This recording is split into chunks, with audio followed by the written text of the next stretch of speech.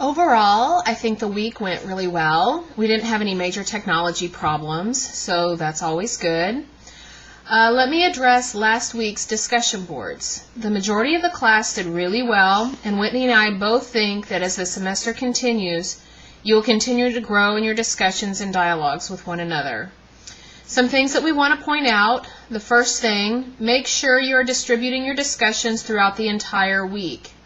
Number 2, make sure you are addressing the lesson, reading, and the book in your posts.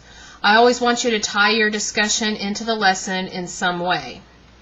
This lets me know that you can apply the lesson to the actual scenario given in the discussion board topic. And third, some students just touched on the subject. Make sure you're elaborating on the subject both in your initial posting and in your follow-up postings.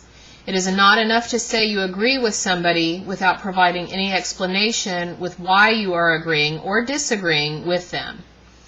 As for the papers, overall, I saw really good work. Here's a couple of reminders about them. First, make sure you are referencing a peer-reviewed journal article. If you are not clear about what a peer-reviewed journal article is, please ask myself or Whitney for assistance. Second, make sure you are editing your work prior to submitting it. I found quite a few spelling and grammatical errors. Lastly, make sure to stick to the topic. I noticed several students getting off track with what you were trying to explain. Again, if you need assistance with anything, please feel free to send me an email. For this week's lesson, we'll be looking at the earliest forms of punishment and our historical use of penitentiaries.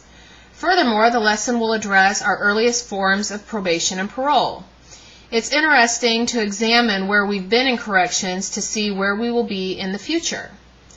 Much of what used to be done to punish people informs us of where we never want to go again, or vice versa, how it has informed our use of corrections today. Please note that the lesson does include a video from the UCO Library Films on Demand. It will ask you to use your login information to view it.